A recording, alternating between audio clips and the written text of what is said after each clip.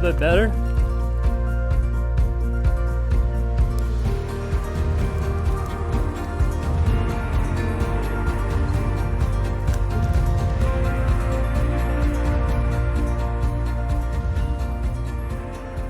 Hey everybody, and welcome back to another upriver fly fishing video. We're in the shop right now. It's the middle of October. It's been several weeks since we fished the town stretch right here in BV, so we're gonna go check in on things. They've completed the new pocket wave, so we're gonna look at that and see how conditions have changed in the town stretch.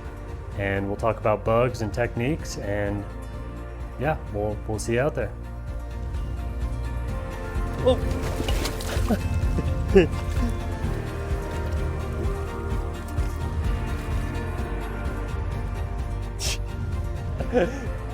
Yeah, town is popping tonight. There's like a wedding happening. People soaking in the scenery. It is nice out here. This is the town stretch. You're gonna have spectators sometimes. Everyone's gonna see when you fall down in the river.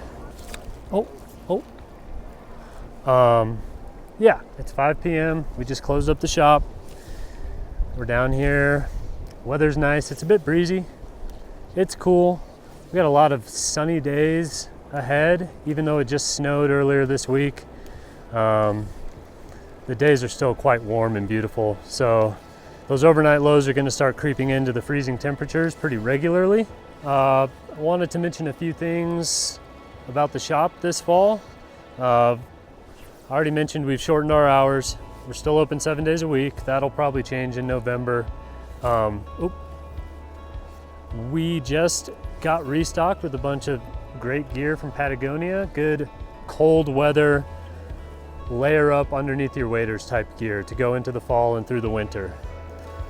We also just revamped and kind of reorganized our fly tying section. I'm continuously listening to what customers say and what they want as far as materials, fly tying materials in the shop. We try our best to keep growing that selection and keep it well stocked for you guys, so come on in and check that out. Later this winter we'll get back to our fly tying socials, so you can come in and hang out with the upriver crew and meet people in the valley. So even though the action's slowing down a little bit at the shop, there's a lot of good things still happening, so come on through. They tore out an old existing surf wave, for lack of a better term, and built a new and improved concrete slab hydraulic in the middle of the river with fish passage on river left, which looks pretty nice. CPW had to sign off on that, so I'm sure it looks good. I can finish that thought in a moment, whatever I was saying. Ooh, a rainbow.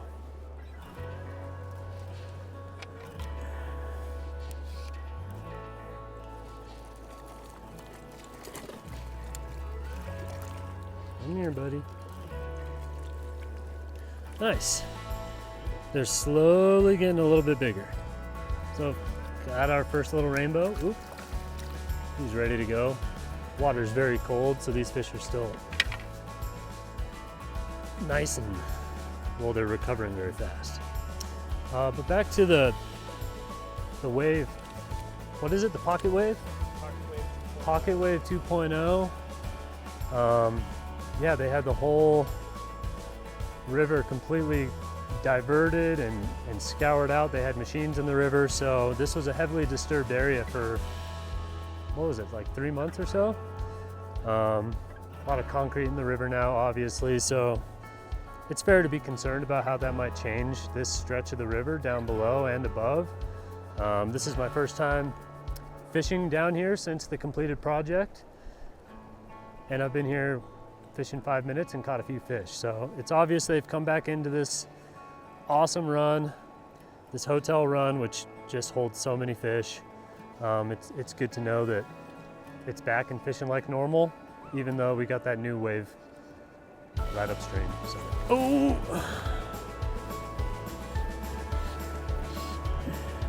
Is anyone gonna cheer for me or not? Usually you get a little bit of a round of applause. Oh, oh. I'm tangled up here, bud. Hold on. There you go.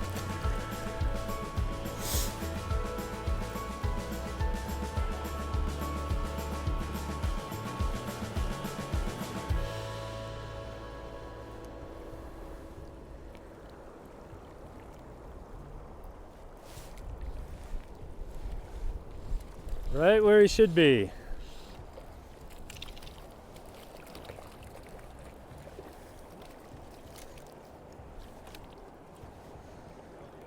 Quick release.